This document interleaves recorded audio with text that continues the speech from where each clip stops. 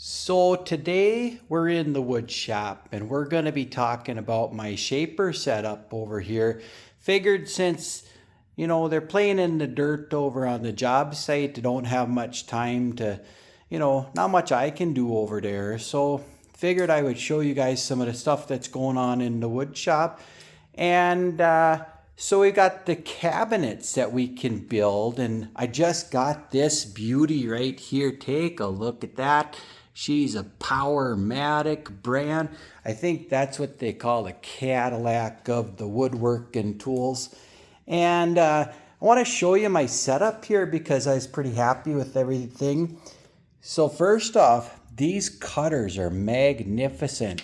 They've got some shims in there, and you can adjust the shims up and down, and you can make room for the piece of plywood that's going to fit inside the groove that they're gonna cut. So I made up a bunch of these grooves first, and that's looking pretty good.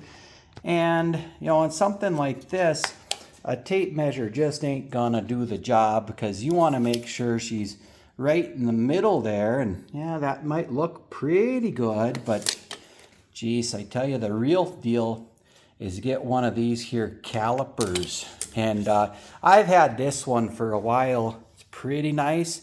It's a Mitutoyo brand. I don't think that's a Norwegian brand, but anyway, it does a real nice job. And the things I'm looking for is I want to make sure that this here matches the thickness of the board that I want to put in. And then I want to make sure that it's good and centered up and down. So that's looking good right there. And come over and pinch the other side, and that's looking pretty good. So it's just within a couple thousandths of an inch there. So I made up a whole mess of those over here, getting ready to make some cabinet parts. So take a look at that. We've got all those beauties lined up. She's ready to go. That did a beautiful job.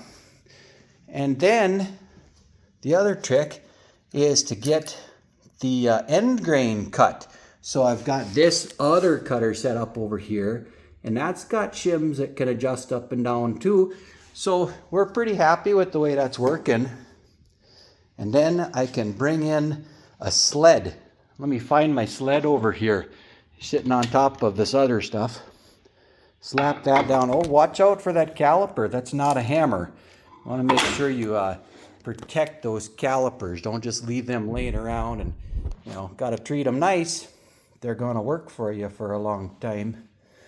So here's a sled, and that sled is just slicker than snot. I got bored one day and put that together in the machine shop, and let me share you with how the thing works here. So you take your board and you want to cut one of the ends on it, on the shaper. You just pop that right in there, and it's got these real neat Kreg hold down clamps. So I can just snap, and that locks her in place, and then the sled drags her through. I get a nice cut, but I tell you, it works better if you don't take it all in one big bite. Rather, let's go over here and maybe take about 3 passes, and the cutter don't have to work quite as hard, and you'll get a nice cut on her. So there we go. These things just lock right in. They're like self-adjusting, so if the board was higher or shorter, whatever it was, they'll just go right in, and it would adjust for the different thicknesses on the boards. So pretty neat product that Kreg put out there. And here's the result that I get with it. It's pretty happy. I can take the 2 pieces and lock them together. They should have a nice little press fit in there. And it's hard to do with one hand, I tell you. So we'll push that all together, and this is the result that I'm getting with my setup here. That's going to be pretty nice for those kitchen cabinets. Nice tight seams all the way around. So there you go. That's a little bit on my shaper setup right here for making the kitchen cabinets. So we'll see you next time on Don't You Know Construction. Thanks for watching.